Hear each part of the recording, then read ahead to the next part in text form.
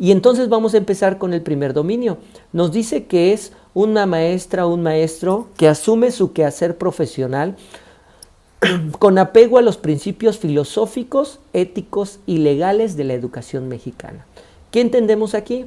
Que nosotros como docentes vamos a llevar a cabo nuestra función, nuestra práctica docente, apegado a los principios filosóficos, éticos y legales. Les comentaba, y lo he comentado en varias sesiones que he trabajado, que la autoridad nos dice, el desconocer la ley no nos exime de las sanciones que de ellas se deriven. Y entonces nosotros tenemos que conocer esta parte legal en torno al trabajo que debemos de realizar en la escuela y de manera específica en el salón de clases, y lo tenemos que hacer de una manera ética y obviamente teniendo de la mano los principios filosóficos que están fundamentados o que los encontramos. Esta es una pregunta de examen, ahí subrayenlo. Se encuentran en el artículo 3 de la Constitución Política de los Estados Unidos Mexicanos, ¿sale? Y entonces ya tenemos el nombre del dominio. ¿Qué sigue? ¿Qué sigue? Bueno, recuerden que estos se llaman perfiles profesionales, que es el título que acabamos de leer, los criterios, que en este caso este primer dominio consta de 3 criterios y cada criterio tiene indicadores, ¿sí? Y aquí en la página 17 podemos encontrar el primer criterio. Los criterios están identificados con números y los indicadores de igual manera. Y podemos observar, aquí en el primer criterio tenemos 1.1. Esto hace referencia al primer 1, al dominio 1, y el segundo 1 hace referencia al primer criterio. Aquí en el indicador podemos observar que ya aparecen 3 números 1.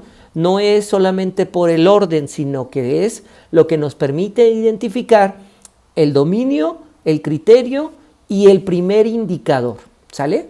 Y entonces nosotros tenemos que estar revisando y tenemos que estar leyendo toda esta parte teórica que nos permita entender nuestros indicadores, que nos permita identificar qué tenemos que estudiar, qué tenemos que conocer y lo más importante, cuál es el docente que requiere la nueva escuela mexicana. Porque cabe mencionar que a nosotros nos van a evaluar como docentes en servicio. Y entonces como docentes en servicio, ¿qué es lo que tenemos que llevar a la práctica? ¿Qué tenemos que llevar? ¿Qué tenemos que hacer en nuestra práctica docente? ¿Sí? Y entonces, ¿qué nos dice nuestro primer criterio? Asume en su quehacer docente el valor de la educación como un derecho de las niñas, niños y adolescentes para su desarrollo integral y bienestar, a la vez que es un medio para la transformación y mejoramiento social del país. Y algo muy importante que debemos de identificarlo, la educación es un derecho humano porque está mencionado en el artículo 3. Así que nosotros como docentes debemos de garantizar este derecho a los alumnos, aquí nos dice niñas, niños y adolescentes, pues para lograr su desarrollo integral y bienestar, a la vez que permite transformar nuestro país, permite ser un mejor país y salir adelante de toda esta situación que estamos viviendo y que esto está enmarcado en la nueva escuela mexicana. Yo les recomiendo visiten ya ahorita que están suscritos y si no están suscritos suscríbanse a mi canal porque en verdad hemos estado preparando diversos materiales, diferentes videos en torno a todo lo que ustedes requieren para el proceso de admisión y uno de los primeros videos que necesitan y que van a encontrar es el de la nueva escuela mexicana. Debemos de entender por qué la autoridad, por qué la Secretaría de Educación Pública nos habla de la nueva escuela mexicana. Y eso es lo que vamos a revisar el día de hoy y es lo que les queda de tarea. De igual manera en el canal tenemos un video de Esteban Moctezuma donde nos habla en el Consejo Técnico 1920 de la nueva escuela mexicana. En un video posterior nos vuelve a hablar de manera breve de la nueva escuela mexicana. Y la intención de esto es que nosotros nos apropiemos y lo comprendamos de cómo se tiene que aplicar en nuestras escuelas del país. Porque hay muchos conceptos en la nueva escuela mexicana que no necesitamos tenerlos rotulados en la fachada de la escuela.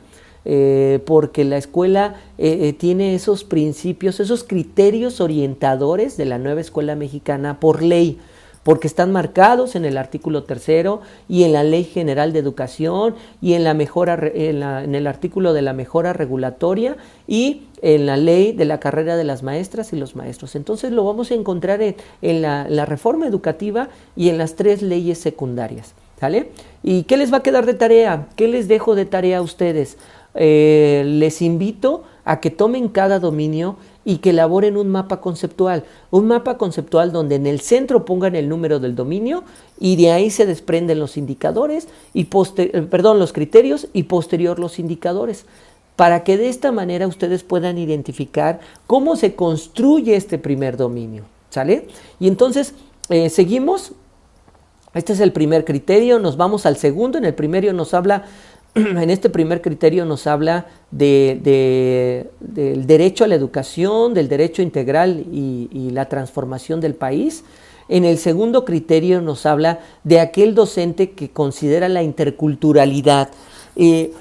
Nosotros en la práctica lo hacemos, nosotros en la práctica tal vez no escribimos nada en relación de manera textual o en la planeación. Bueno, la planeación sí lo tenemos que mencionar de cómo estamos atendiendo esta diversidad, pero ya en la práctica y en el ejercicio o en la implementación de nuestra función, tenemos que considerar esta diversidad que existe. Recordemos que nuestro país es un país con una diversidad cultural muy grande y que está fundamentado en el artículo número 2 de la Constitución Política, donde nos indica o nos hace referencia que México es un país pluricultural y nos dice que debemos de fomentar estas culturas para poder seguir heredando y que estas culturas no desaparezcan. Y entonces nosotros como docentes tenemos que enfrentarnos a esta diversidad que existe en las aulas, en las escuelas, pero tenemos que tomar esta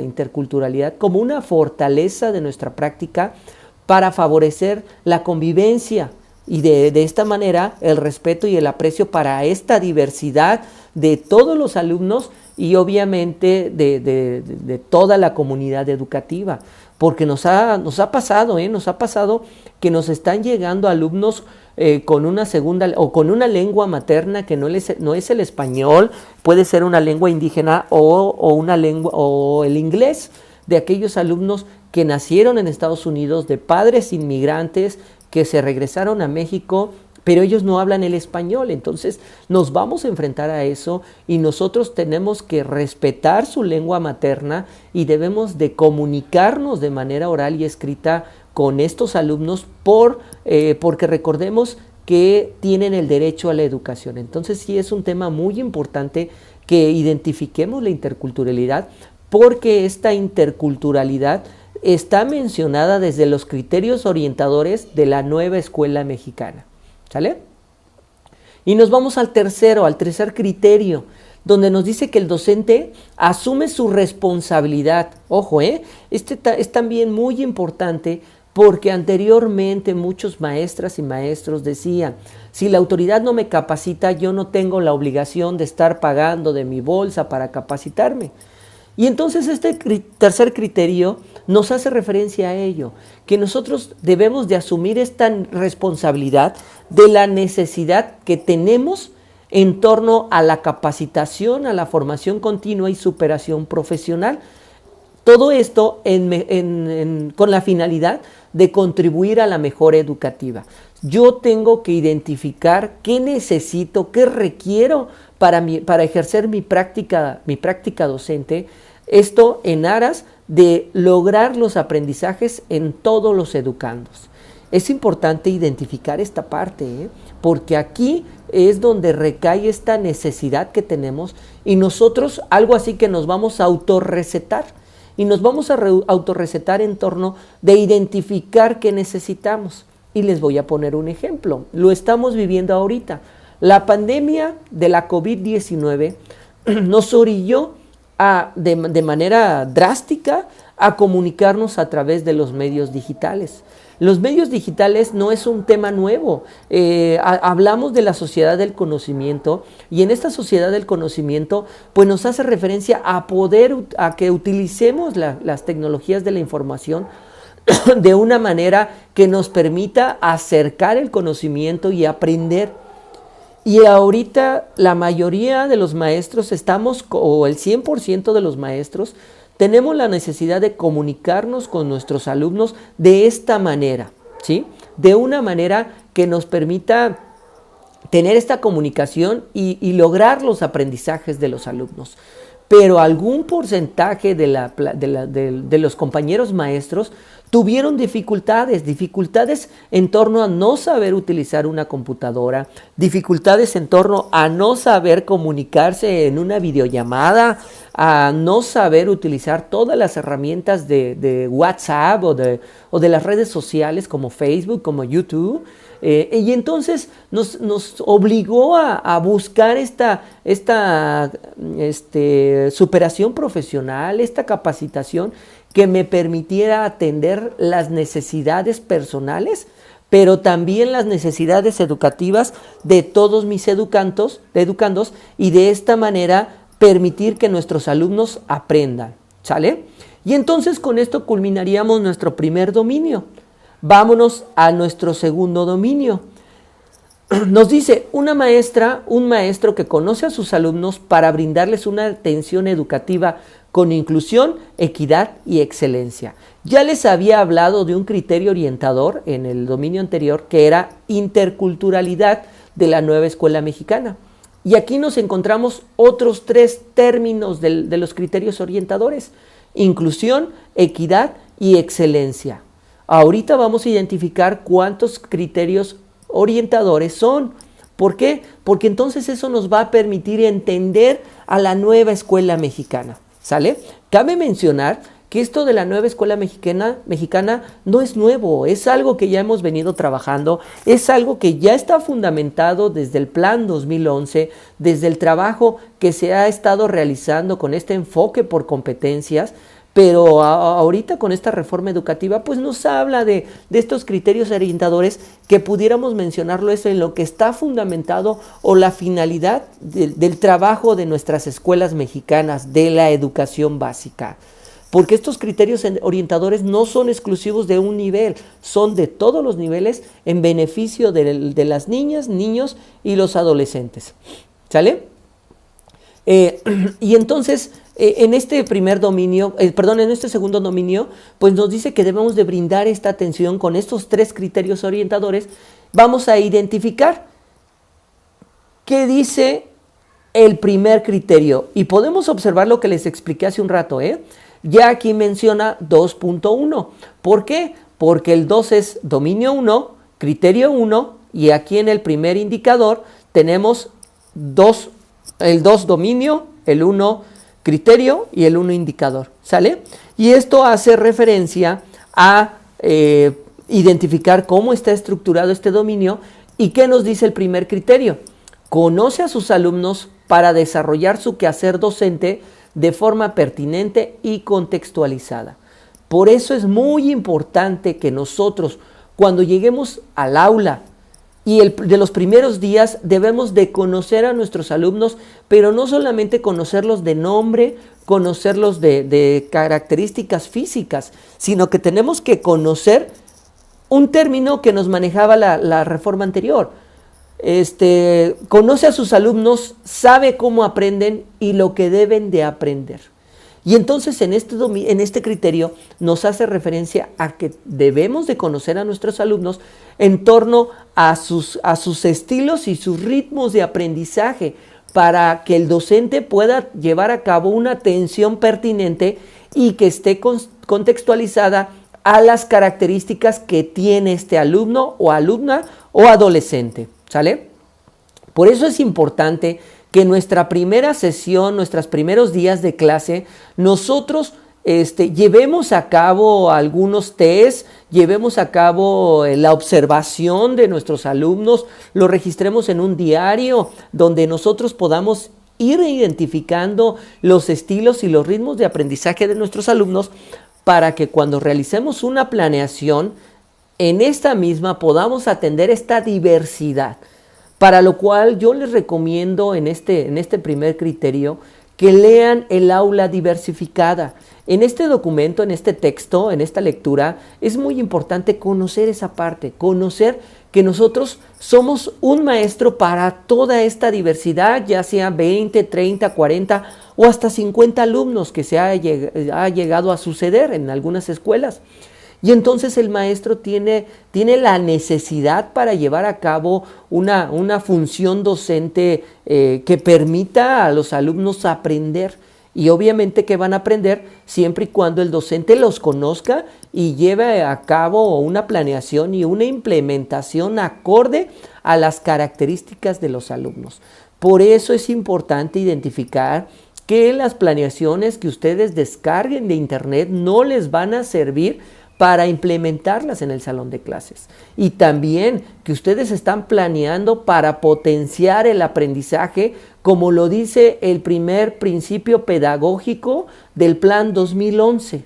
Y entonces la planeación es fundamental para conocer nuestros objetivos y nuestras metas dentro del salón de clases.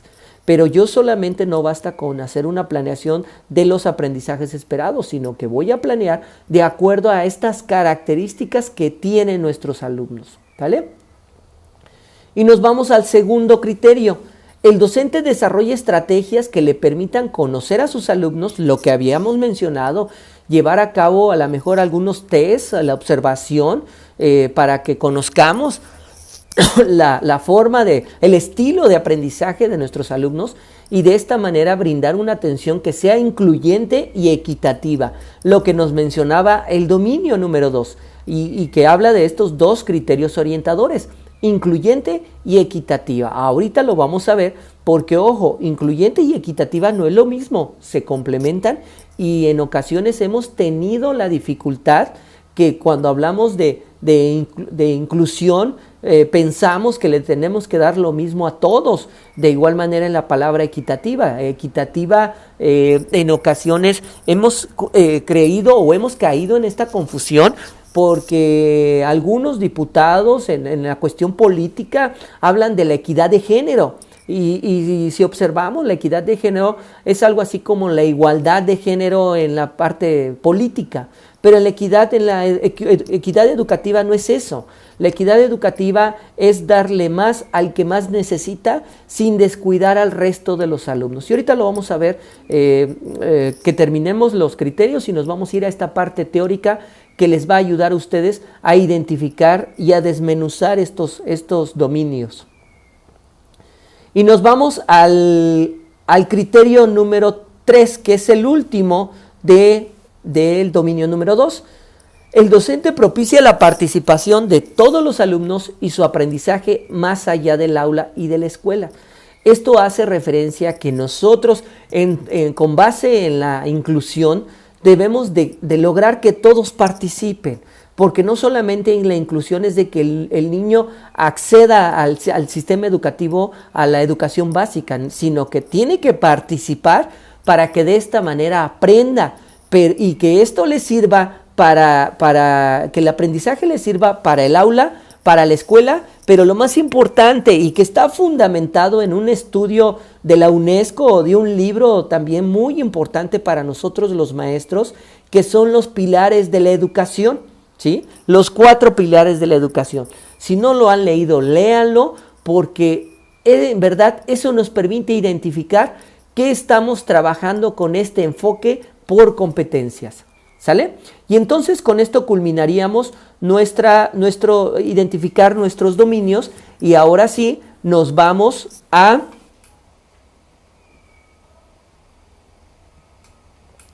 nuestra presentación. ¿Sale? Recordemos, si tienen alguna duda,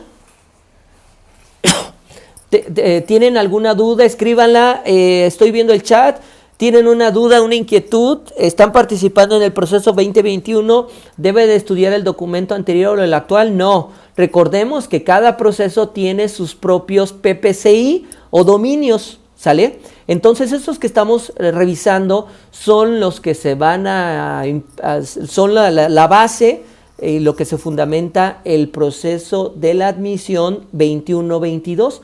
Si ustedes están participando en el anterior, entonces tienen que revisar los anteriores que fueron publicados, si no me equivoco, el 14 de diciembre del año 2019.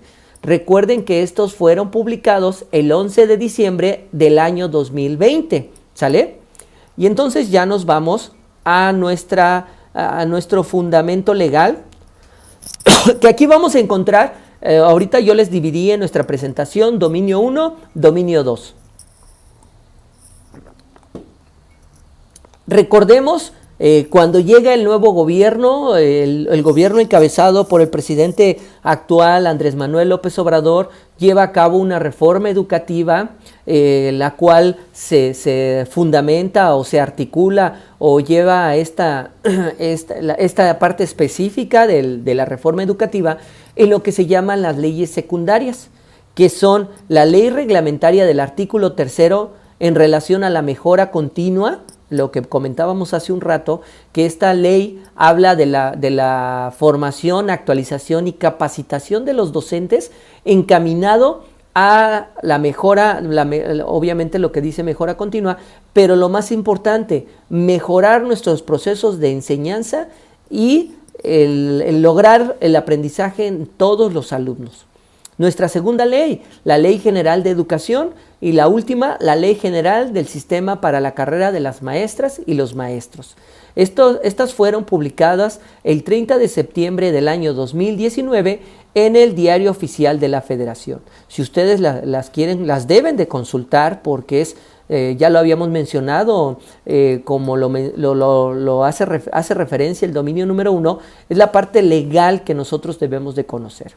Y entonces nuestro primer dominio, como ya lo vimos, donde nos habla de que debemos de llevar a cabo nuestro quehacer profesional con apego a los principios filosóficos, éticos y legales. Y entonces, aterrizamos en el artículo 3. El artículo 3 nos habla de educación.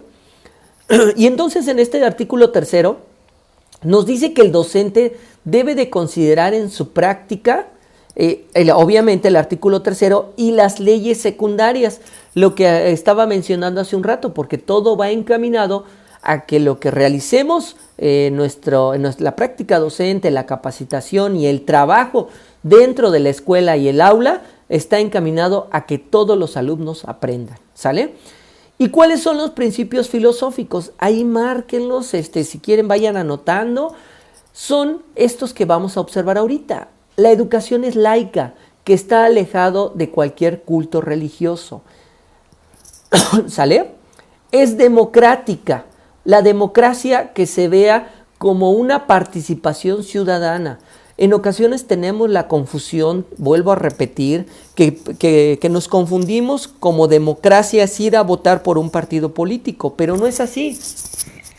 La democracia en torno al artículo 3 es comentar, participar y hacer valer nuestra voz dentro de la sociedad, ¿sale?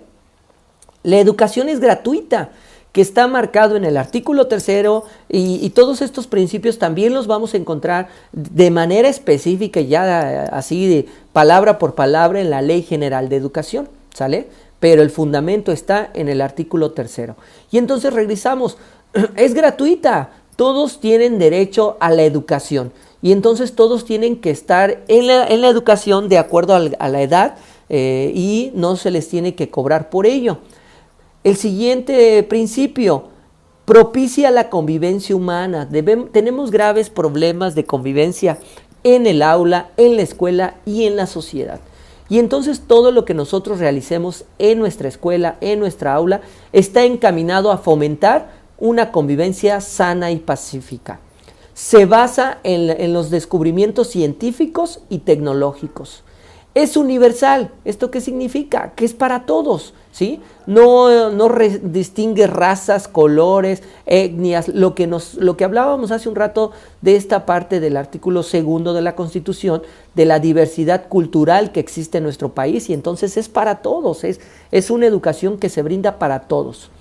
Es pública, ¿sí? Porque atiende a todo aquel ciudadano que así lo requiere. Es humanista, tiene un enfoque humanista, ¿sale? es equitativa, lo que habíamos hablado hace un rato de la equidad. La equidad hace referencia a que debemos de darle más atención, más apoyo al que más necesita, pero sin descuidar al resto de los alumnos, ¿sí? Porque entonces si los descuidamos estamos generando un rezago educativo y estamos generando una palabra que sigue, y me voy a saltar interculturalidad, que es el contrario de inclusiva, que es la exclusión. Yo recuerdo que cuando se empezó a trabajar los consejos técnicos escolares en el año 2013, las pláticas que nos llegaron a dar a los supervisores nos mencionaban esta parte, que siempre llevábamos a cabo un diagnóstico, una evaluación de cómo se encontraba la escuela para saber qué íbamos a implementar, cuáles iban a ser nuestros objetivos y nuestras metas, pero la implementación iba a ser para toda la escuela, para todos los alumnos, porque si no lo hacíamos así, íbamos a generar exclusión.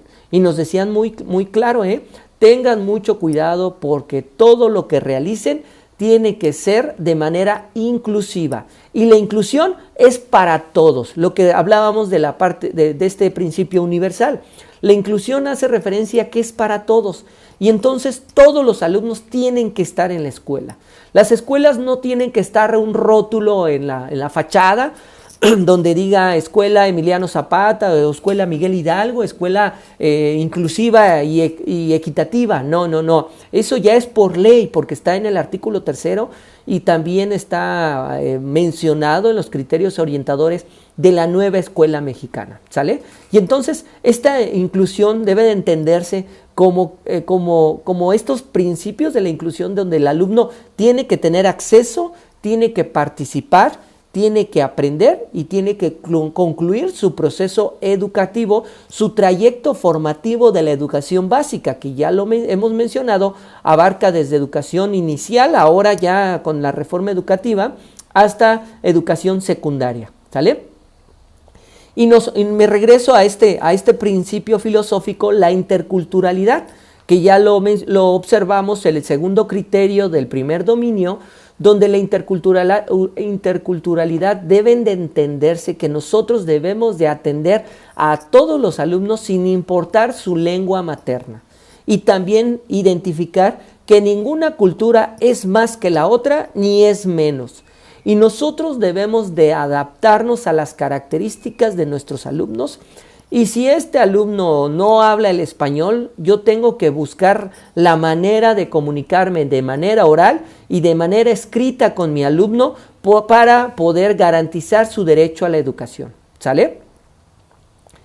Nuestro siguiente principio nos dice que la educación es integral, y el desarrollo integral debe de entenderse que se está preparando para la vida, ¿sale?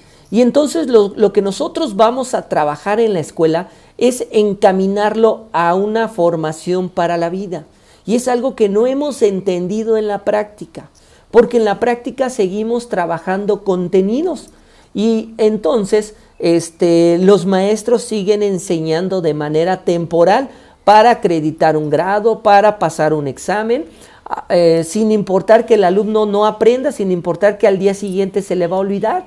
Y una muestra nos llega a suceder, que ustedes ya por lo menos estuvieron en una escuela practicando o llevando a cabo su observación, donde inicia el ciclo escolar, y es algo increíble que cuando inicia el ciclo escolar y el maestro o maestra lleva a cabo un examen diagnóstico, todos los niños reprueban. ¿Y por qué es? Porque los niños no aprenden, porque solamente les estamos dando contenidos y les estamos vaciando contenidos a su cabecita, sin importar que realmente eduquemos para la vida. Y este desarrollo integral podemos entender que es el trabajar con el enfoque por competencias. ¿Y qué es una competencia? ¿Cómo se integra una competencia? Se integra por conocimientos, procedimientos, actitudes y valores que son llevados a la práctica ante una situación de la realidad del alumno. Y entonces, al hablar de lo que estamos trabajando en la escuela, pues solamente le estamos vaciando conocimiento. Y les preguntaría, ¿a dónde dejamos el contenido procedimental y dónde dejamos los contenidos actitudinales? A ustedes les va a quedar de tarea que revisen los programas de estudio y yo les invitaría a que revisen si los aprendizajes esperados tienen estos 3 tipos de contenido, ¿sí? Porque estos contenidos están con el enfoque de competencias y están trabajando para lograr este desarrollo integral con nuestros alumnos, ¿sale? Y entonces aquí les adelanto esta tarea, que ustedes revisen, identifiquen estos aprendizajes esperados y si realmente tienen estos 3 tipos de contenido. Porque entonces de esta manera estamos trabajando un desarrollo integral en nuestros alumnos. Y entenderlo que al hablar de desarrollo integral estamos hablando de este enfoque por competencias y que nosotros no solamente tenemos que vaciar contenidos a nuestros alumnos, sino trabajar las 3 esferas de la competencia, ¿vale? Y por último, de excelencia. La reforma educativa anterior de Enrique Peña Nieto nos hablaba de una educación de calidad.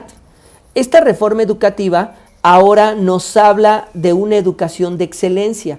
Una educación de excelencia, nos dice la Secretaría de Educación Pública, que va más allá, que logra aprendizajes de excelencia, es decir, con un nivel de complejidad mayor. Y como conclusión o como resumen, yo les puedo decir que el artículo 3 dice que el objetivo de las escuelas es lograr alcanzar el máximo logro de los aprendizajes en todos los alumnos. Y entonces, ¿cuál es el papel del docente con estos principios? Palabras más, palabras menos, garantizar el derecho a la educación de nuestros alumnos. Nosotros tenemos que garantizar su derecho, que es un derecho humano, por eso está marcado en el artículo 3. Y no sé si ustedes escucharon que el presidente de la República, en una conferencia matutina, él comentaba que los estados ya en semáforo verde ya tienen que regresar a clases presenciales, porque los maestros y las escuelas tienen la obligación de garantizar este derecho humano a los niños, niñas y adolescentes. Si no lo han visto, les invito a que la vean. También ese video lo tenemos en el canal. Y es donde nosotros, si desconocemos esta parte legal, pues decimos, ay, pero ¿por qué es un derecho humano si estamos hablando de la educación? Pues porque está en el artículo 3, en la Constitución, donde desde el primer título, que es donde está integrado este artículo, nos habla el primer título de los derechos humanos. Y entonces la educación es un derecho humano. Y algo muy importante, si observan, está de color rojo. Estos 5 principios que también se les conoce como criterios orientadores de la nueva escuela mexicana, que más adelante me voy a referir a ella como la NEM, para no estar hablando mucho de lo mismo.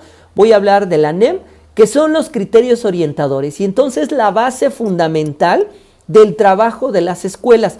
Obviamente que nuestro trabajo se tiene que basar en todos estos principios filosóficos, pero darle el rumbo a nuestras escuelas de educación básica con estos 5 criterios orientadores, ¿sale? Y entonces, volvemos a lo mismo. El artículo 3 nos dice que toda persona tiene derecho a la educación como un derecho humano, ¿sale? El Estado va a impartir y garantizar la educación inicial, lo que yo les había comentado. Ya la educación inicial, por ley y por reforma desde el ciclo escolar anterior, ya está considerada en educación básica. Preescolar, primaria y secundaria conforman la educación básica. Esta y la media superior son obligatorias.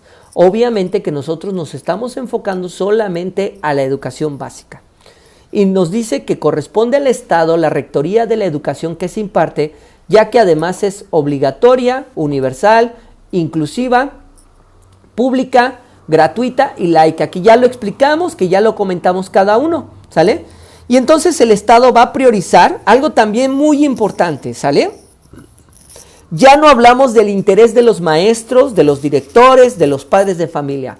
Ahora hablamos del interés superior, que es decir, que es lo que debemos de tomar en cuenta. ¿Cuál es el interés superior de las niñas, niños, adolescentes y jóvenes en el acceso, permanencia y participación en los servicios educativos? Y si observaron, yo hace un rato hablé de esto: acceso, permanencia y participación. ¿Y eso dónde lo encontramos o en qué término lo encontramos del criterio orientador? En la inclusión. Esto es la inclusión. Y entonces yo también aquí les voy a dejar de tarea, porque pues no nos alcanza toda la información que hay para verlo en tan breve, en poco tiempo. Nos tendríamos que llevar todo el día para terminar nuestros 2 dominios, pero yo extraje la información más importante que ustedes deben de conocer y les dejo de tarea: lean la ley de los derechos de las niñas, niños y adolescentes. En esta ley ustedes van a encontrar cuáles son los derechos de nuestros niños, niñas, niños y adolescentes. Y sí, es algo increíble que hay ocasiones que no nos damos cuenta y llevamos a cabo la práctica, las clases, y llevamos a cabo nuestra práctica docente sin el fundamento legal. Y entonces en este primer dominio ustedes tienen que tomar en cuenta esta ley, porque si ustedes no respetan los derechos de los niños, pueden ser sancionados. En cada estado ya existe la Procuraduría de los Derechos de las Niñas, Niños y Adolescentes. Y entonces ellos son los que vigilan el cumplimiento de los derechos. Y les decía, es increíble que esta ley nos habla de 88 derechos de los niños. En esta ley nos dicen que los niños tienen derechos, tienen 88, nos hablan 88 artículos de sus derechos, y solamente 4 artículos nos hablan de sus obligaciones. Ok, dejemos todo eso, enfoquémonos a lo que nos toca a nosotros. ¿Por qué? Porque nosotros debemos de identificar cuáles son sus derechos y nosotros debemos de vigilar que se cumplan, porque así lo marca desde el primer dominio. Les voy a poner un ejemplo. A algunos compañeros y compañeras se les hace fácil dejar a los niños sin recreo. ¿Por qué? Porque no trabajó, porque no cumplió con la tarea, los dejan sin educación física.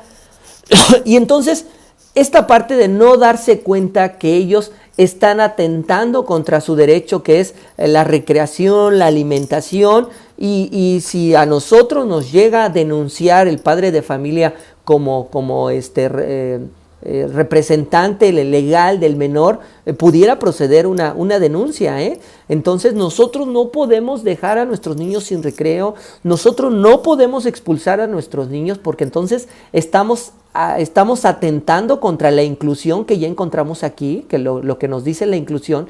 Y lo que yo les comentaba, debemos de tener mucho cuidado. Los niños tienen que estar en nuestras escuelas.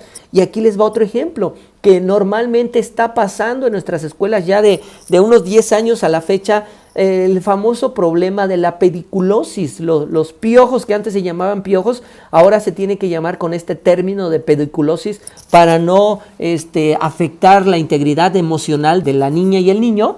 Y entonces muchos maestros se nos hace fácil, derivado de la presión de los padres de familia, suspender al niño o niña, y le decimos: ¿sabes qué? Tienes problemas de piojos, vete a tu casa y ya cuando te los quite tu mamá regresas a la escuela.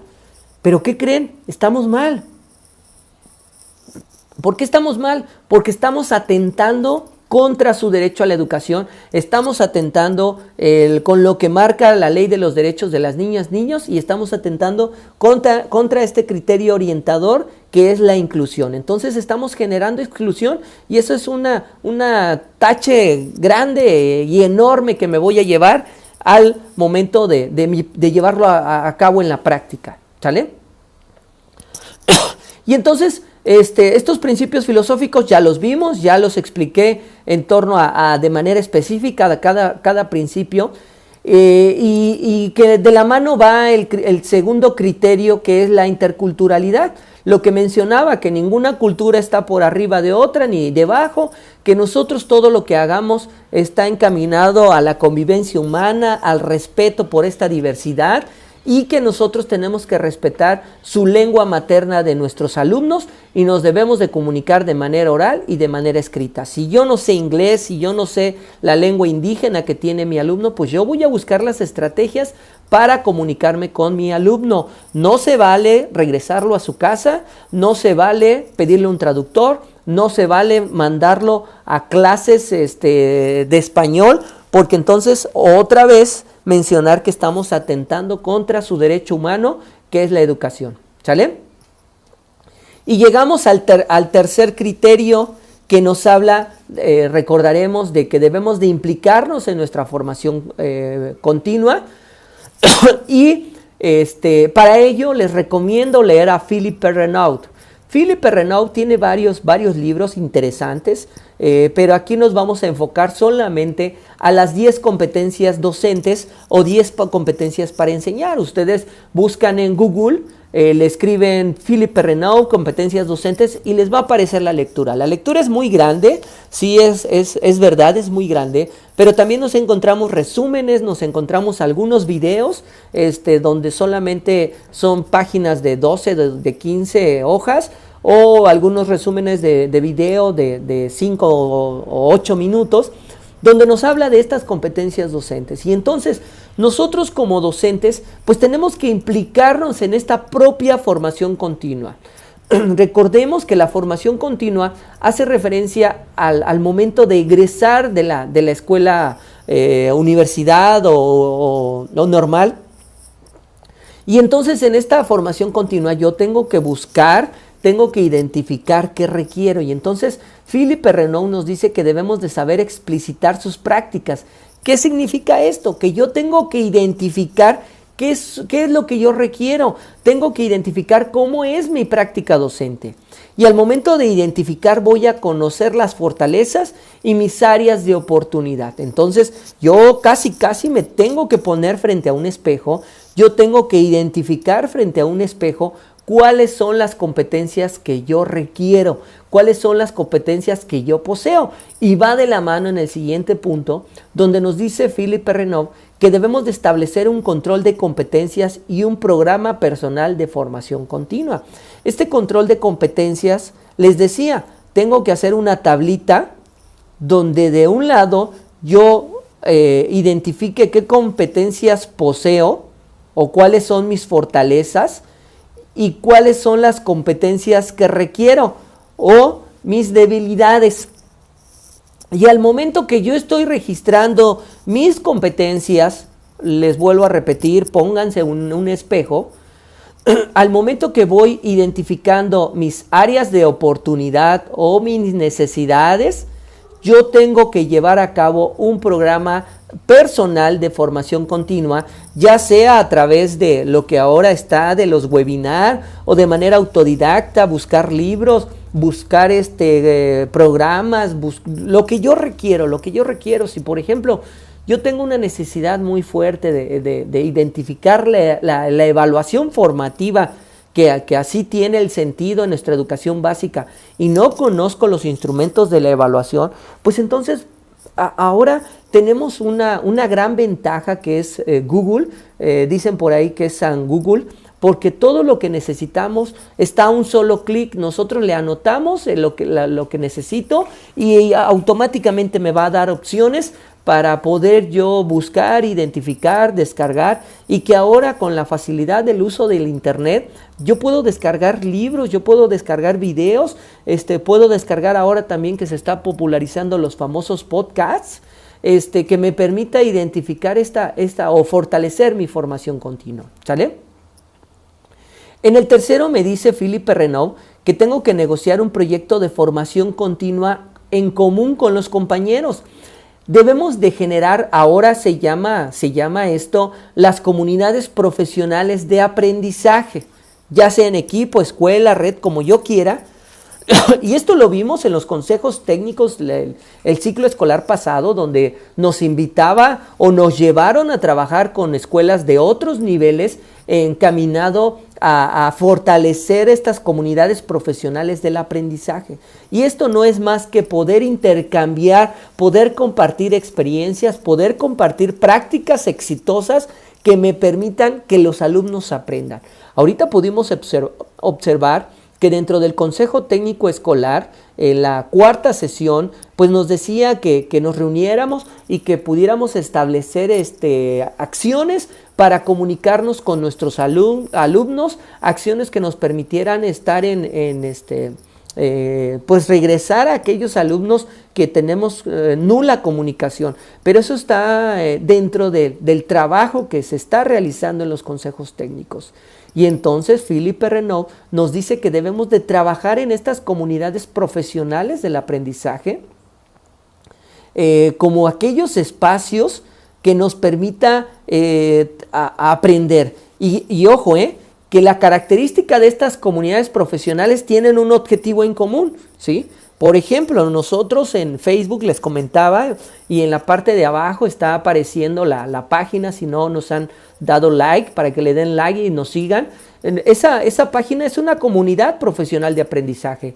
Ahí por eso le pusimos ese título, Comunidad Docente de Aprendizaje, para poder identificar que esa comunidad solamente está enfocado a todo lo relacionado al docente y que le sea de utilidad para poder seguir trabajando, aprendiendo y mejorar en su práctica docente. ¿Vale? Nos dice el siguiente: implicarse en las tareas a nivel general de la enseñanza o del sistema educativo. Esto hace referencia a que pues nos tenemos que implicar al trabajo de nuestra práctica docente, a lo que tenemos que realizar en aras de que nuestros alumnos aprendan. Recordemos, les había mencionado, que todo lo que realicemos nosotros está encaminado a que nuestros alumnos aprendan. ¿Sale?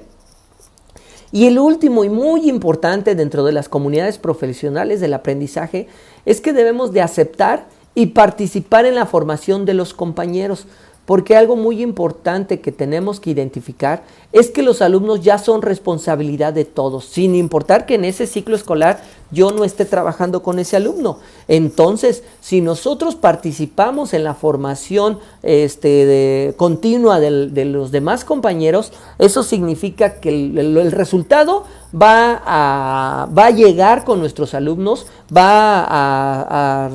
el resultado va a ser significativo para los aprendizajes de nuestros alumnos. Y entonces, en esta comunidad profesional de aprendizaje, todos vamos a aprender, todos vamos a participar de manera colaborativa. Algo muy importante también para que se lo lleven y lo anoten una palabra muy importante, que es el trabajo colaborativo. El trabajo colaborativo hace referencia a que todos participan para lograr los objetivos y metas en común, ¿sí? Y que de esta manera estamos aprendiendo. Una gran diferencia con el trabajo cooperativo. Algunos autores hacen referencia a que el trabajo cooperativo nos permite aprender, sí, está bien, pero el colaborativo va más allá porque todos colaboran. Y aquí me permito hacer otro ejemplo en torno al trabajo cooperativo.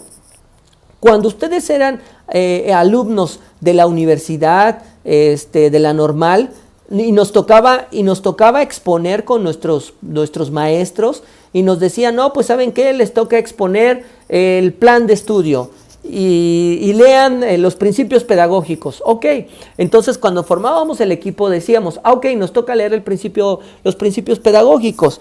Entonces yo hago el resumen, otro escribía en el papel bond, otro explicaba y otro llevaba los materiales, los plumines y todo. Y entonces decíamos, ya estamos trabajando en equipo. Y ahí estaba dándose la cooperación, porque yo estaba cooperando con algo. Pero lo importante es identificar que yo coopero con algo, pero no sé si al final se está logrando el objetivo y la meta. Y nos llegó a suceder en la universidad que en ocasiones el compañero o compañera que le tocaba llevar el papel bond que lo escribió para ponerlo como apoyo, ese día no fue. Y entonces le decíamos al maestro, es que no tenemos el papel bond. Y decía, no, pero pues participa el equipo porque sabe de lo que van a hablar. Pero ¿qué pasaría si la persona que le toca explicar el tema no va? Entonces el equipo ya no participa. y los demás compañeros no saben del tema porque ellos dicen, yo ya cooperé con algo y pues yo ya no supe si lo hicieron o no lo hicieron. Esta es la gran diferencia de este trabajo colaborativo y eso es lo que tenemos que realizar en nuestras escuelas. En nuestras escuelas debemos de lograr este trabajo cooperativo, este trabajo colaborativo que nos permita alcanzar nuestros objetivos y nuestras metas, ¿sale? Y entonces seguimos con la formación continua, ya que la formación es más reciente que la formación inicial. La formación inicial se adquiere cuando estamos en la universidad, cuando estamos en la normal.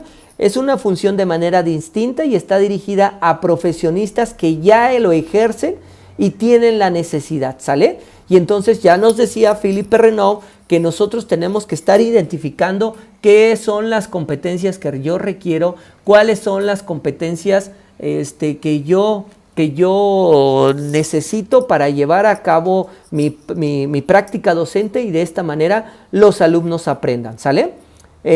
Sin por eso verla de manera obligatoria, ya que la obligación de resultados carece de sentido. Debemos de verla como una necesidad, como una obligación de competencias. Nosotros no tenemos que ver esta capacitación, esta formación, capacitación y actualización como una obligatoriedad de la autoridad, sino una necesidad personal. Y si nosotros nos implicamos y podemos cubrir esta necesidad, pues hace referencia a que nuestros alumnos van a aprender, ¿sale? En el desarrollo profesional la noción es más amplia, ya que incluye la formación continua, pero también todos los procesos de la autoformación, que pasa de una práctica reflexiva, lo que yo había comentado al principio, que tenemos que estar reflexionando sobre las competencias que yo poseo, pero cuáles son los que requiero. Se puede favorecer el trabajo en equipo, lo que mencionaba Philippe Renaud, de implicarnos en las comunidades profesionales del aprendizaje, y pueden crearse grupos de análisis, y el desarrollo profesional es una meta institucional, ¿sale? Que es un ejemplo de lo que vemos dentro del Consejo Técnico Escolar. El Consejo Técnico Escolar es una comunidad profesional de aprendizaje, donde estamos analizando y revisando los resultados de nuestros alumnos y enfocados a la mejora de estos aprendizajes. Y con esto terminamos el primer dominio. Les digo, yo me vi en la tarea de hacer sacar los contenidos más importantes y más relevantes de acuerdo a lo que nos dice cada dominio. Y en el dominio 2, ¿qué encontramos? Una maestra, un maestro que conoce a sus alumnos, ya hace un rato lo estábamos mencionando, que conoce a sus alumnos para brindar una atención educativa con inclusión, equidad y excelencia. Ya habíamos mencionado también que estas tres palabras hacen referencia a los criterios orientadores de la nueva escuela mexicana. Y entonces, un aspecto fundamental en la práctica profesional del docente es el conocimiento de nuestros alumnos, con quienes son los que trabaja, además de tener como referente las pautas del desarrollo físico, cognitivo, lingüístico, social y emocional. Aquí yo les hago una pausa, ahorita lo vamos a ver en la siguiente diapositiva, pero les dejo también otra lectura de tarea. Lean a Judith Messe. Judith Messe nos habla del desarrollo del niño y del adolescente. ¿Por qué les dejo de tarea? Porque es la base fundamental o es la lectura obligatoria para el dominio número 2. Judith Messe nos habla del desarrollo del niño y del adolescente. Y ahí es donde nos identifica las tres esferas del desarrollo. Ahorita lo vamos a revisar.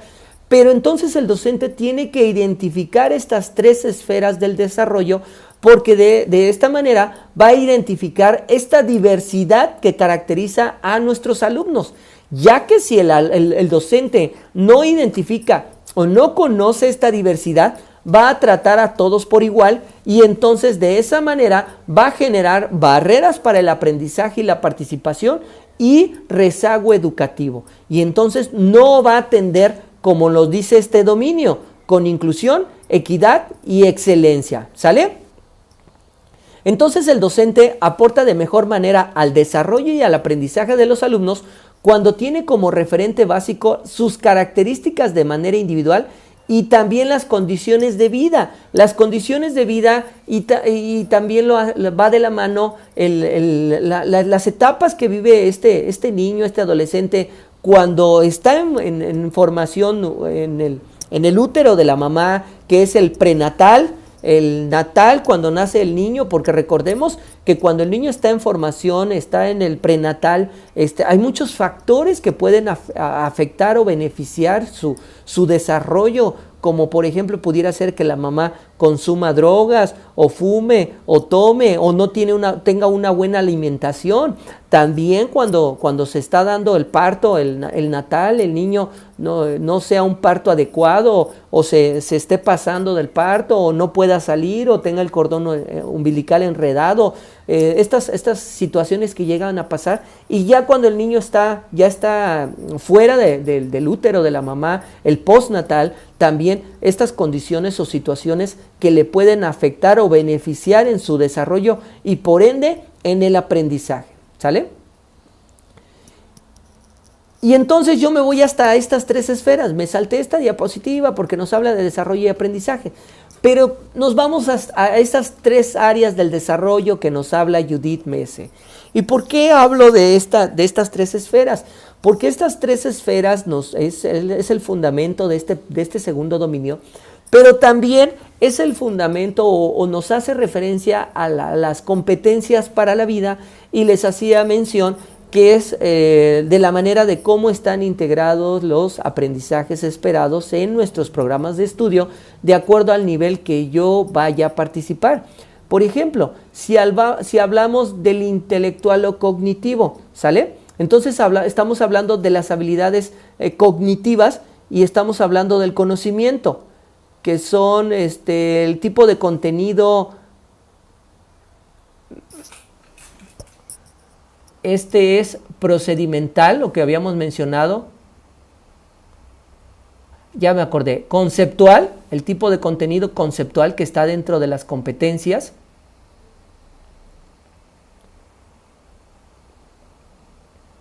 Que es el área de desarrollo cognitiva. El tipo de contenido procedimental, que hace referencia a las habilidades físicas. Y el contenido actitudinal, que es el socioafectivo, las actitudes y los valores. Y entonces vamos a encontrar que estas tres áreas de desarrollo se tienen que trabajar al mismo tiempo, y que nuestros programas de estudio tienen estos tres contenidos, y que a su vez estamos trabajando con estas tres áreas del desarrollo y estamos trabajando lo que son las competencias, ¿sí? Y entonces nosotros estamos trabajando con este enfoque por competencias. Nuestro plan y programas de estudio tiene este enfoque por competencias, donde estamos trabajando estas tres áreas del desarrollo, estos tres tipos de contenido. Y nuestra escuela tiene un grave problema. Nuestras escuelas de educación básica tienen un grave problema. ¿Por qué?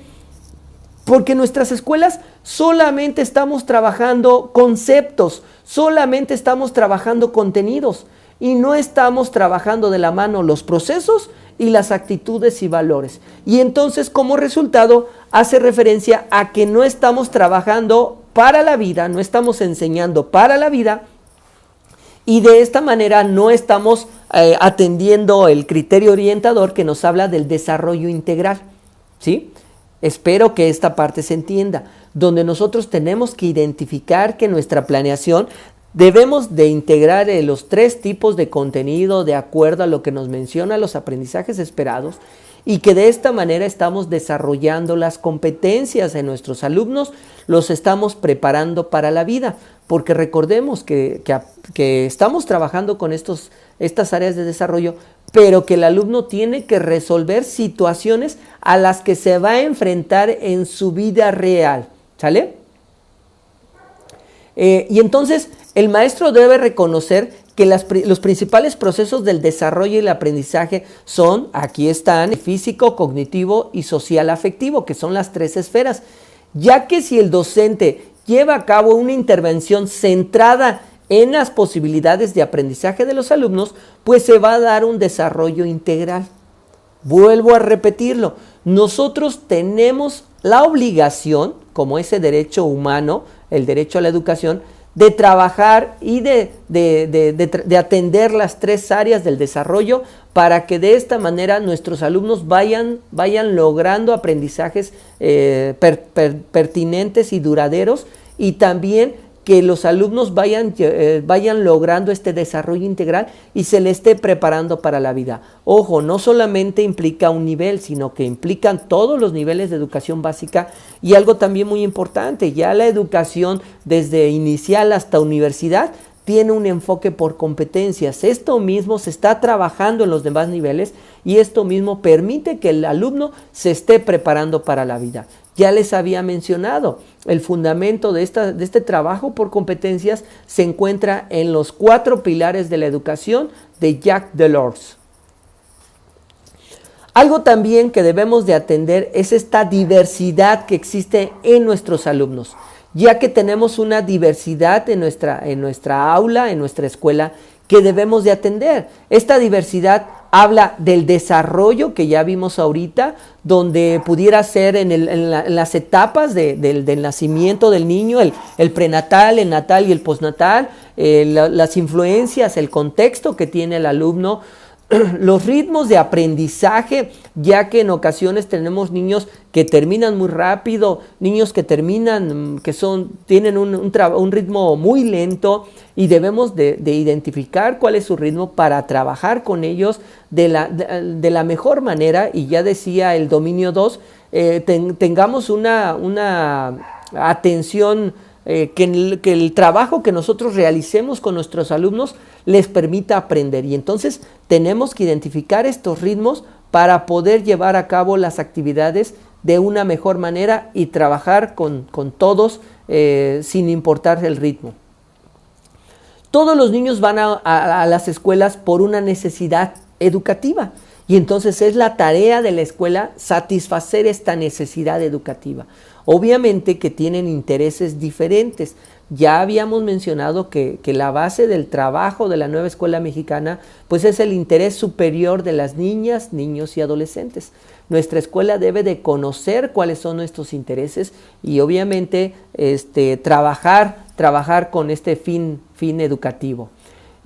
Otra diversidad que nos habla y que debemos de atender son estos estilos de aprendizaje que se dan en nuestras escuelas. En ocasiones nosotros decimos que todos aprenden por igual, en ocasiones comentamos que los estilos de aprendizaje de los alumnos o no los tomamos en cuenta y queremos trabajar a la par con todos.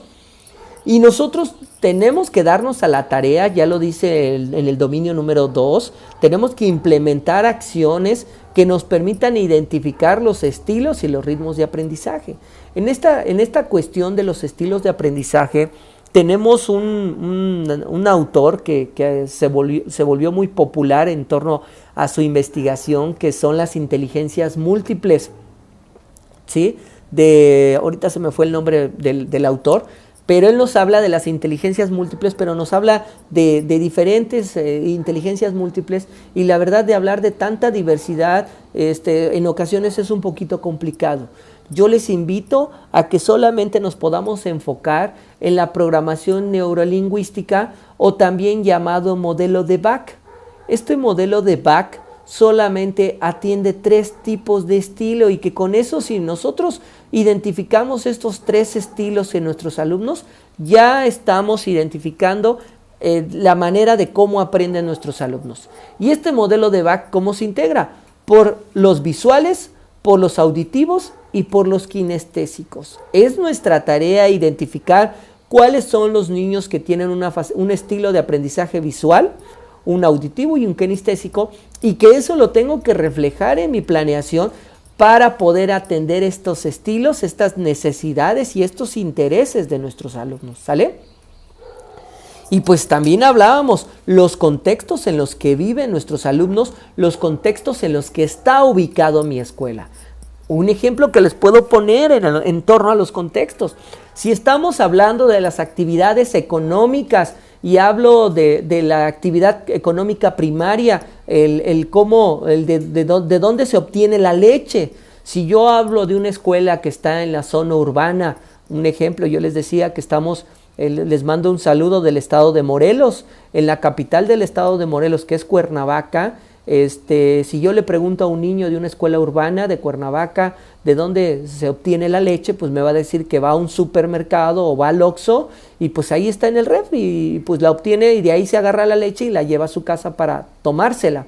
Pero si hablamos de una comunidad rural, como pudiera ser Amilcingo, Tetela del Volcán, estas comunidades que tienen comunidades rurales, Tetelcingo, si a un niño le preguntamos de dónde se obtiene la leche, pues me puede decir que a las 6 de la mañana se para a ordeñar la vaca o acompaña a su mamá o a su papá a ordeñar la vaca. Y entonces son situaciones, contextos que debemos de saber. Lo importante es que el docente sepa dónde está ubicado, cuáles son las características de ese contexto y saber cómo eso incide en el trabajo del que va a realizar con las niñas, niños y adolescentes, ya que el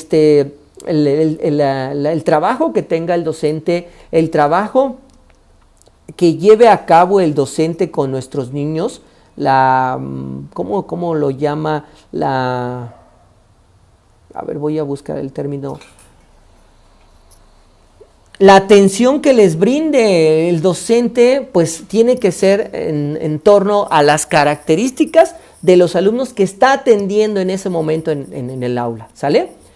Y ya les decía, este famoso modelo de la programación neurolingüística o también llamado modelo de Bach, donde nosotros recibimos información a través de nuestros sentidos, seleccionamos parte de esta información y cuando la recuperamos utilizamos los 3 grandes sistemas de representación, ya sea el visual, el auditivo o el kinestésico.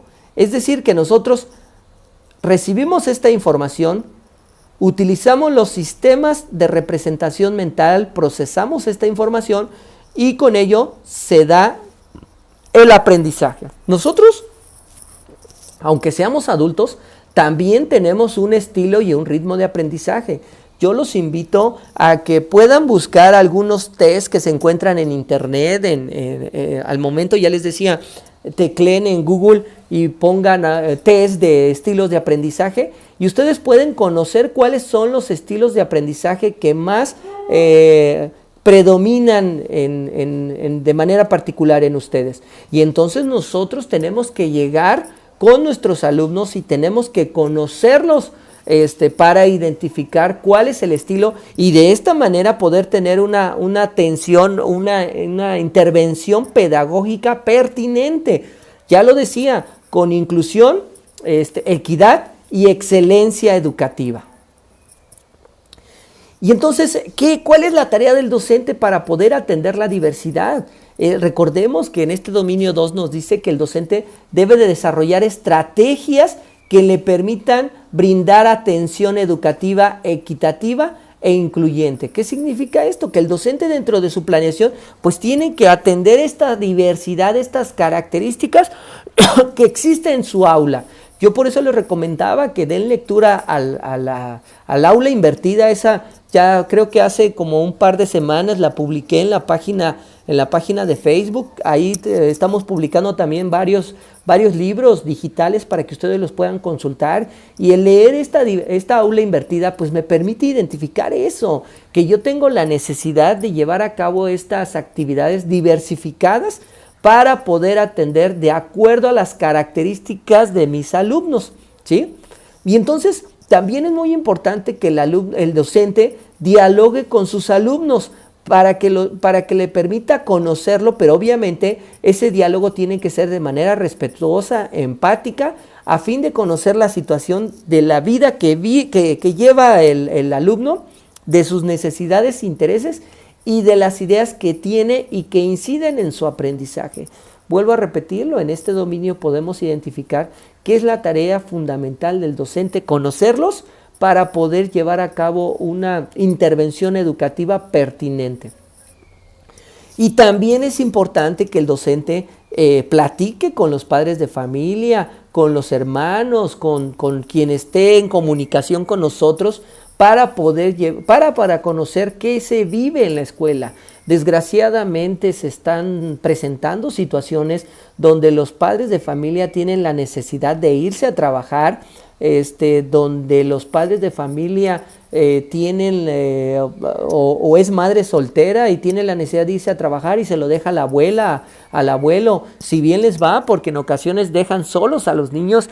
Y entonces esa parte que nosotros como docentes debemos de conocer, debemos de saber qué piensan los niños. Yo les puedo poner de ejemplo que ahorita en el Consejo Técnico de la tercera y cuarta sesión se comentaba que nosotros debemos de platicar con nuestros alumnos y tenemos que preguntarles cómo se encuentran de manera socioemocional, conocer cómo está esta parte socioemocional de los niños, porque obviamente que si les está afectando, pues les está generando barreras para el aprendizaje y de esta manera pues dificultades de aprendizaje.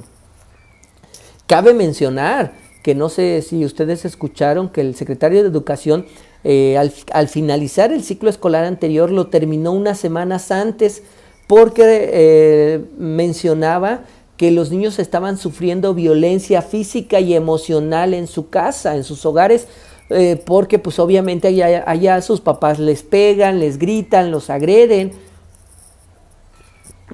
Y de esa manera les estaban afectando socioemocionalmente. Entonces, el secretario de Educación decidió terminar unas semanas antes el ciclo escolar y a cada consejo técnico nos vuelven a mencionar, nos vuelven a invitar a implicarnos en conocer cómo se encuentran nuestros alumnos en esta parte socioemocional. ¿Sale?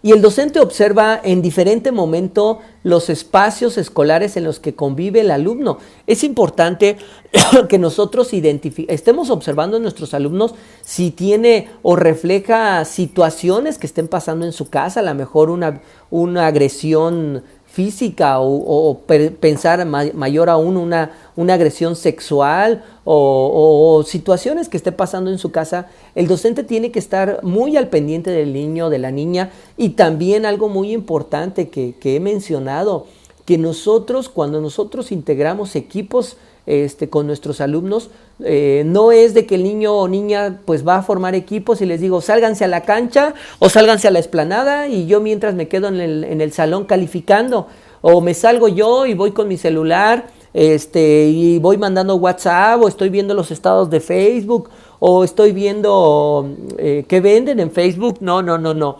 Yo el tiempo que esté con el tiempo que voy a estar con los niños es el tiempo que voy a estar trabajando, que los voy a estar monitoreando. Y entonces si los niños están trabajando en equipo, yo tengo que estar observando cómo se desenvuelven, cómo están trabajando, cómo están fomentando el trabajo colaborativo, cómo lo están implementando, ¿sale? Y entonces el docente tiene esta gran tarea de estar observando de manera permanente y si se llega a dar alguna situación, pues dialogar con los niños para obtener información y de esta manera resolver los problemas que se le presenten al alumno y a la alumna. Y pues bueno, ya les había mencionado los 5 criterios orientadores de la nueva escuela mexicana, aquí lo tenemos, donde yo les decía, y les presento esta imagen porque vuelvo a repetirlo, hemos tenido una gran confusión en torno a la equidad política, donde desde hace varios años se menciona que debe de existir una equidad política en torno a que debe de ser un 50% hombres y un 50% mujeres. Pero en educación no es así. En educación hablamos de una equidad que es darle más al que más necesita. Y esta imagen es maravillosa porque nos permite identificar esa diferencia entre la palabra igualdad y la equidad. Vean que aquí como docente yo le estoy dando lo mismo a todos. Y al momento que le estoy dando lo mismo a todos, obviamente que el alumno que va más avanzado va a seguir más avanzado. El intermedio, pues ahí va. Pero ¿qué va a pasar con mis alumnos que son bajitos, que tienen problemas o dificultades del aprendizaje, que tienen ritmos de aprendizaje menor al resto de los compañeros? Entonces, al momento que les estoy dando lo mismo a ellos, el mismo atención, les estoy dando una igualdad, y entonces estoy generando exclusión. Y de esta manera, este niño bajito pues va a seguir igual y no va a lograr los aprendizajes esperados que nos marca los programas de estudio, ¿sale? Y entonces en la equidad, aquí podemos identificar, no estoy descuidando a nadie, ¿eh? El que aquí el alumno que va más adelantado no tenga cajas, no significa que lo estoy descuidando, también lo estoy atendiendo. Porque si a este alumno no lo atiendo, también voy a generar exclusión y puedo generar rezago educativo. Pudiéramos pensar, ¿cómo voy a generar rezago educativo en este niño si va más avanzado? Pues no le estoy dando lo que él requiere, que también es atención, ¿sale? Y entonces podemos observar que al alumno medio le sigo dando pues lo que él requiere, pero al alumno bajito le estoy brindando la atención que realmente él requiere para lograr aprendizaje, para lograr que todos aprendan y todos lleguen a las mismas condiciones, ¿sale? La inclusión, aquí la encontramos, ya hablábamos de las características de la inclusión, pero entender, hace como 8 años, 10 años, se hablaba de la integración educativa, y en el término de la integración educativa, hacía referencia que el alumno con diferentes características llegaba a la escuela, como el alumno que tenemos aquí, llegaba a la escuela y el alumno se tenía que adaptar a las características de la escuela. Eso era la integración, pero ahora en la inclusión no es así. La escuela tiene que adaptarse a las características del alumno, y el alumno tiene que estar en la escuela sin importar las características que tenga este alumno, porque la escuela y el docente tiene que adaptarse para el alumno y para las características que permita que estos alumnos aprendan, ¿sale? La interculturalidad, ya hablamos que se debe de fomentar para llevar a cabo el respeto, el aprecio por las diferentes culturas, que ninguna cultura está más arriba ni abajo de las otras, que el trabajar con la interculturalidad nos va a permitir el respeto y fomentar estas culturas en nuestro país y en la atención educativa a nuestros alumnos. Y la excelencia, ya lo había mencionado, que pues es lo que se quiere lograr, una excelencia académica con nuestros alumnos, y recordemos que estamos preparando para la vida, de esta manera lograr un desarrollo integral atendiendo las áreas del desarrollo y los contenidos de la competencia. ¿Y qué debemos de hacer desde la gestión pedagógica? ¿Qué nos toca hacer al docente? Pues debemos de considerar estas características de nuestros alumnos, sus intereses, sus ritmos, sus estilos y sus necesidades educativas. En pocas palabras, debemos de poner al centro del proceso educativo a nuestras niñas, niños y adolescentes, ¿sí?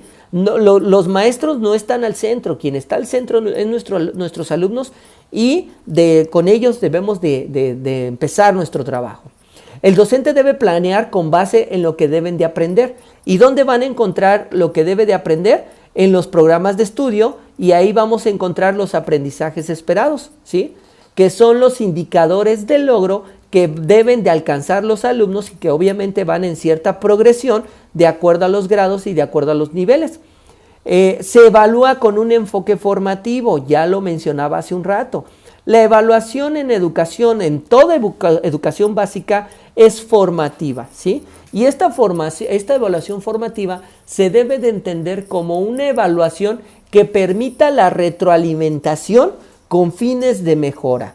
A diferencia de una evaluación tradicional, que normalmente a nosotros nos tocó, donde el docente nos aplicaba examen, y si pasabas bien y si no también, y no sabía por qué no había pasado el examen, o qué me había pasado, o por qué no había aprendido. Entonces la evaluación formativa busca esto, el docente retroalimente al alumno con fines de mejora y obviamente que el alumno mejore y que logre los aprendizajes esperados. Ya había mencionado, se debe de promover el trabajo colaborativo, el cooperativo no, el colaborativo, porque todos tienen un fin común, que es el aprendizaje. Se deben de utilizar materiales educativos, incluyendo las TIC, ¿sí? ¿Qué es esto? Que nosotros tenemos que utilizar material concreto. En mi planeación debo de utilizar material. Esto es en aras de fortalecer el trabajo y crear ambientes propicios, ambientes sólidos, que sean de interés para nuestras alumnas y nuestros alumnos y generar ambientes de aprendizaje. ¿Sale? Se favorece la inclusión educativa, la equidad, se diseñan ajustes pertinentes y se brinda asesoría y tutoría. Recordemos que todo el trabajo tiene que estar con todos los alumnos. ¿Qué nos dice el artículo 3º, las leyes secundarias? Que todo lo que vamos a realizar es con todos nuestros alumnos. Bien lo ha dicho el presidente de la República. Nadie se tiene que quedar, nadie se queda a un lado, nadie se queda abajo, arriba, nadie. Todos tienen que ir a la par, todos tienen que lograr el aprendizaje, obviamente que de acuerdo a sus características. Y entonces es importante la experiencia y el saber pedagógico de los maestros como un punto de partida para poder enriquecer las prácticas que atiendan la inclusión, la equidad, la interculturalidad y de esta manera el logro educativo. ¿Sale? Yo le agregaría lo que nos dice la nueva escuela, el desarrollo integral y una educación de excelencia, que es la que tenemos que brindar en nuestros alumnos. Y entonces, aquí terminaría nuestro segundo dominio y aquí terminaría nuestra asesoría del día de hoy. Yo les preguntaría, me voy a regresar a la portada.